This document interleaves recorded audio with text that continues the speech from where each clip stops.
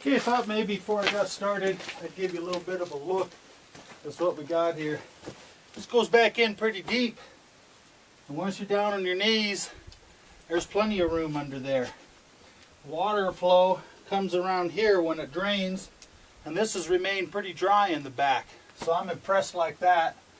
Got a tremendous overhang. If I have to, I can see if I can find a way to rig up a tarp to come over one side, give us a little bit more blockage. But where the forecast says we should be good for a couple days, so this may just do.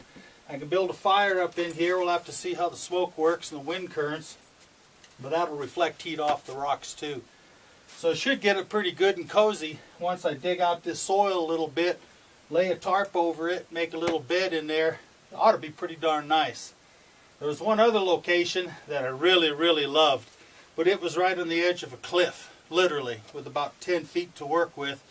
And this is only a 1-year-old pup, and I don't want to lose her due to some stupid accident. So I'm going to start her out here on something safe that we can both deal with. You're probably wondering what the deal is with the gun, knife, and all that. This has been my basic survival gear since the late 80s. Okay, it's kind of old school, but it works. I have updated a few things over the years. The digital camera, for one thing, I got at a Christmas party. That's what I'm using right there, and it's not a fancy one, but hopefully it'll work good. What I'm carrying here is 44 Magnum. Okay, really nice weapon. This is a Smith & Wesson, and although I'm not too concerned about bear up here at this time of year, they are around, they can come out. I'm more concerned about lions. We do have cougars, mountain lions in this area, and they are definitely a very real possible threat. So it's unlikely, but if you come face to face with one, you want to have something. So that's what the sidearm's for. And I've always carried one, especially this one when I was bow hunting. I've shot most of my deer and elk with a bow. I did shoot a bear with a rifle. Tried to hunt one with a bow, but I could never get close enough, so I had to go with a rifle in the end. The knife here is a really nice outfit. This is a Spanish military knife. It's a Cuchillo de Monte made by Aetor. Made in Spain. They've got a saw ridge on the back. It's got a recurved blade. Holds real sharp.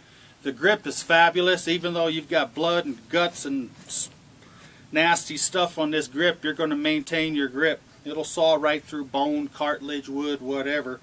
I've had this since the 80s as well. And that's my baby. Really love this. They don't make this anymore. This was a Spanish military issue.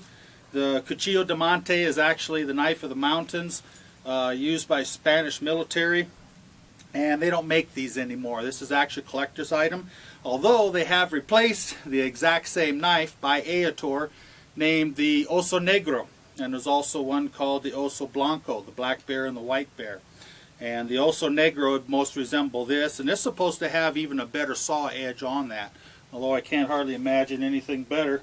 I know I've never lost it in all these years of carrying it upside down in this little sheath here. I've never lost it, even dragging through brush and all sorts of stuff. It's always been good. I'm looking a little dumb here because I'm not getting a snap. There we go. So, other parts of the pack we can maybe talk about later or not. But this is where we're going to hang out as we swing our camera over around this direction. I'm going to pan it over, and you can see this overhang just continues on to the trail I came in on. So it's really a pretty nice, ideal little situation and a good view coming out of here. What we're going to have for critters to try to trap, I don't know. Probably squirrel and chipmunk. We'll have to find some.